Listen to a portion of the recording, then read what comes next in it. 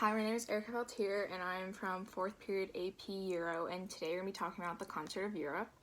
So the Concert of Europe was basically a group of countries that came together in order to prevent internal rebellions, revolutions, and warfare between the countries in the continent of Europe. A lot of these monarchs were scared of liberalist ideas and those from the Enlightenment moving throughout other parts of Europe, because if they were to, they'd spread to their countries, and ideas of revolution and their power being taken could most likely occur. So in order to prevent this from happening, they banded together.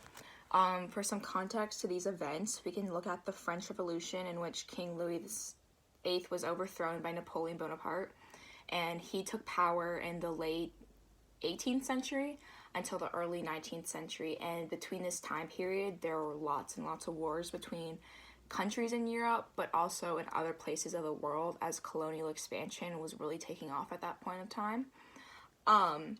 So in order to stop this internal conflict between European countries, the Concert of Europe was formed, and these countries or empires were mainly the UK, Russia, Prussia, Austria, and France. And so they ran under a Congress system, and in this Congress system, they'd meet together on a basis of necessity. So when there was a problem that needed to be solved, they'd come together and discuss solutions. So the first Congress they had was the Congress of Vienna, and here is kind of when the Holy Trinity was put together, and the Holy Trinity being Russia, Prussia, and Austria, and these were more conservative powers that really wanted to stop liberalism ideas from spreading throughout their territories. And the fourth country was the UK, and this was kind of known as the quintuple power, so all four of them together.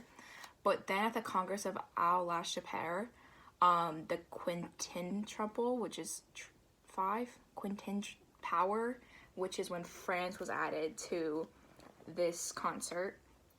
And then after that, they had the Congress of Ravenna, and here there's a Spanish Revolution coming up in Spain, so Spain and Sicily joined the concert and trying to solve problems with what to do with these Spanish insurrections that were popping up.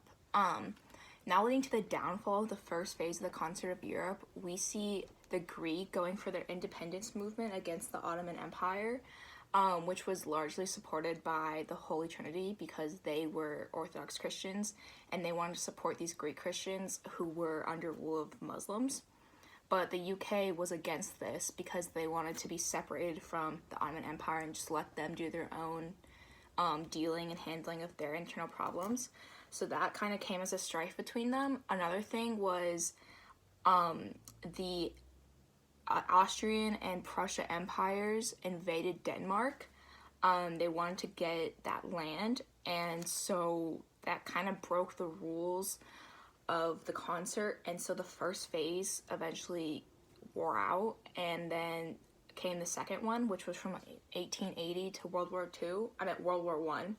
And in the second phase, it was still under some sort of Congress system. And during this time period, there was a lot of conflict over Africa, because this was during the scramble of Africa when the Netherlands, the UK, France, and Spain were trying to conquer as much land and territory as they could there for resources. And then also coming out of this second phase was the Triple Alliance and Triple Entente, which was kind of the basis for World War I. So the Triple Alliance being Italy and Germany, and then the Triple Entente being the UK, France, and Russia. Also, the Austrian-Hungary Empire was in the Triple Alliance. And there was a lot of problems and issues during the Balkan region where Russia wanted to take over some of it, but then also Archduke Franz Ferdinand was assassinated, and that basically started World War I, which you learn a lot in multiple history classes. So that tension in the Balkan region basically ended the Concert of Europe, and the First World War started. And when historians look back at this time in Europe, it's really important to point out the role nationalism had.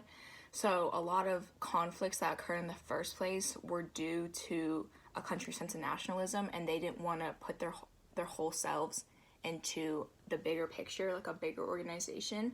So that was a problem. And then another thing that came out of this are the current leagues that we see in the world, such as the United Nations. These kind of alliances came out from former ones, and of course, the two sides of the World War I were the alliances that were created in the second phase of the concert of Europe.